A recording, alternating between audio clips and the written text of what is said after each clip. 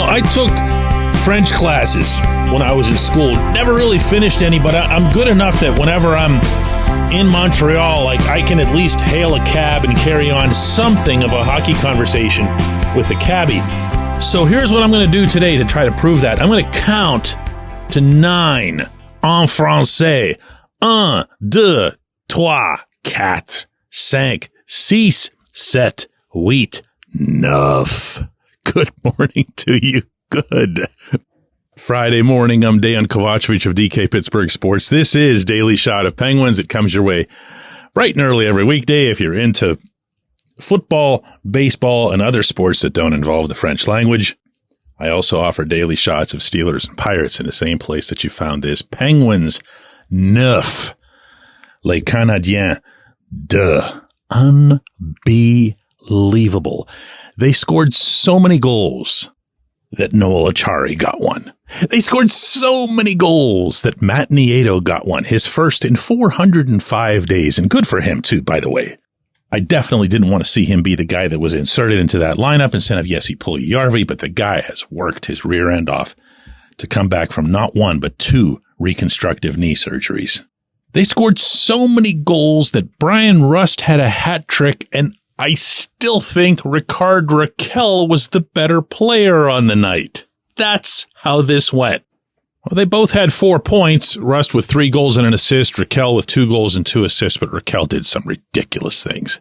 He did some things. There's a twisted part of me that hopes that whoever it was that selected the Swedish team for this Four Nations tournament that's coming up, I hope not only that they watched this, I hope they were there. I hope they were in the building, taking this in, leaving that guy off. Listen, I don't want to make this tournament sound like it's some really important thing. It's actually kind of quirky just having 4 countries in it. But it's such bad judgment and it's bad juju and bad everything. Rakell not only should be on that team, he should be on the top 2 lines of that team. But back to the 9 goals. This was Rakell talking about that with Taylor Haas, our reporter from DK Pittsburgh Sports, up in Montreal after the game. It's awesome just to see everybody contribute and from jars to every line scoring goals, and obviously it's a lot of fun. Everybody loves scoring goals.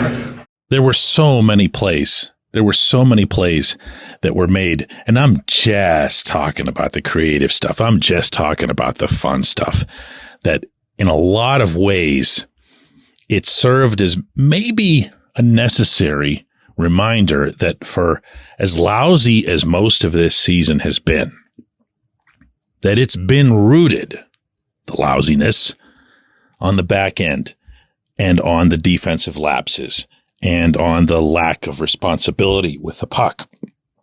It has not been, as some maintain, a lack of talent. And it has not been that the quote-unquote old guys have lost it. The old guys can still play. They can still score. They still put up points. Sidney Crosby hasn't scored a goal in a couple of weeks, but he had 3 assists last night playing with Rust and Rakell. And Sid had big parts in those goals. And by the way, I happen to think Sid's going to end up getting credited with a 4th assist once they review the plays a little more closely. Gino, I thought Yevgeny Malkin was terrific last night. I thought he was making stuff happen all over the rink. Erik Karlsson's been on an upswing of late, yes, including in his own end. And Chris Letang, look, if you can set aside the very real thing that Letang plays beautifully in Montreal, and he openly acknowledges this all the time, that he's got family and friends there, and the PA announcer pronounces his name the full French way, kind of like I did, with those 9 numbers earlier, like totally authentic French sounding stuff, right? And he understandably gets up for those games. Even if you set that aside, he's been playing better of late. Not great, but much, much better. Rust and Rakell, as long as I'm at it, are guys who are over 30 and both making around the same money, the $5 million AAV range, around the same time frame for their contracts, the 5-year deals. They have talent. They have a pretty significant amount of talent. Speaking of snubs, I don't like leaving Brian Rust off Team USA, especially since he's such a good penalty killer, but I further digress. That's here, the talent part. It's here, and it's not looking like it's going to fade anytime soon, and by that I mean, next year or even the year after. That's in play. That's out there. And for the bazillionth time, these guys aren't the problem. They're not the albatross. They're not what's holding the Penguins back. The Penguins don't lose because they've gotten too old or they have too many old guys. They lose because the rest of them aren't anywhere near as good as they need to be and don't provide anywhere near the energy that they should. And by the way, even with that taking place and some substandard goaltending that we've seen from pretty much everybody who's been in net, the Penguins are 7-4-1 in their last 12 games going back to mid-November. So that's basically the month, 7-4-1. In that time, the only teams that have gotten more points are the Capitals, the Wild, the Avalanche, the Flyers, the Kings, and the Maple Leafs.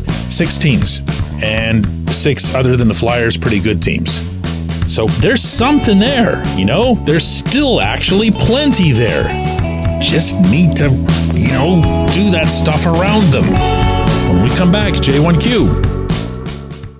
This episode is brought to you by Bet Online, your number one source for all your summer sports needs this season, from Major League Baseball, golf, NHL, NBA playoffs. Get the latest odds and lines, including all team matchups, player props, odds on just about everything that's out there. Head to the website today or use your mobile device to get in on the action. Bet Online, where the game starts. Abandoned ship, Bob. Sell the team. Are you a Pirates fan who is angry or apathetic about our perennial losing baseball team? Do you feel helpless because you don't know how to make a difference? Well, good news. We have something you can do about it. Join our Sell the Team movement. We're a group of passionate fans voicing our frustration and demanding change through billboard campaigns, press outreach, protests, and involvement at local city government meetings. Go to OurTeamNotHis.com to get involved.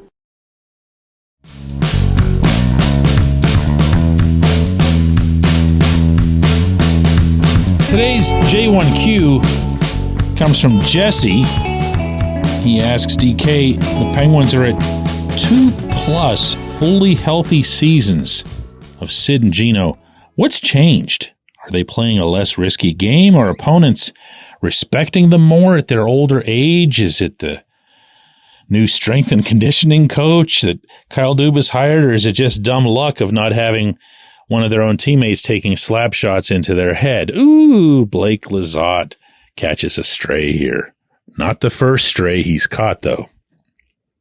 Jesse, I love this question because about a week ago, I asked myself something similar, because between Sidney Crosby and Yevgeny Malkin, you've seen this 82-game churn, and it wasn't all that long ago, including, by the way, through the Stanley Cup years, meaning the second wave of Stanley Cup years, that they were still missing time. And it would be, you'll recall, Gino would have to step up and be the first line center, and everybody would say, yeah, this is when Gino rises up. And then Gino would go down, and, Sid would have to try to contribute more to the scoring and whatever else. And now they're just there all the time. Now, are they, trying to find the way you put this here, because this also triggered me a little bit. Are they playing a less risky game? I don't see that. I really don't. I don't feel that. I saw, even just last night when one of the Habs took a pretty good shot, I don't remember who, at Michael Bunting, and Gino went right over, got right in his face. Now, that's not generally the way you get hurt, but it's also a pretty strong sign that you're not looking to avoid trouble. You're just playing the game. What you will hear when it comes to how do the older guys end up becoming more durable and more everything else is they start paying attention to stuff that they might not necessarily have been paying attention to throughout their career. Now, that's going to sound like I'm taking some kind of shot or whatever, and it's not at all. In particular, it's Sid, who's always been a conditioning maniac. But I'm going to drop a couple of names from the recent past to illustrate something that I learned along the way in covering this team, specifically from Pascal Dupuis, and then later on about Duper from Chris Letang. And that's that as you get older as a professional athlete, there's a different type of conditioning that you need to engage in. There's a different attention to nutrition that you have to engage in. And these things are no longer optional. They're no longer things that give you an edge. They're just things that keep you in the league. It's different. So when it was Duper and people would wonder, wow, he's still one of the fastest guys out there. And look, he never gets tired. How does that happen? That's just amazing. No one was surprised by this inside the Penguins' orbit because they knew everything that Duper was doing to pull that off. Whereas another significant player of note, who I'm not going to bury after the fact, just fell off a cliff in that regard. Just stopped being an even remotely visible player on the rink.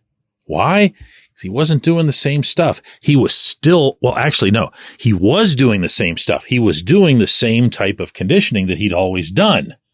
He didn't make the big change, the big adjustment.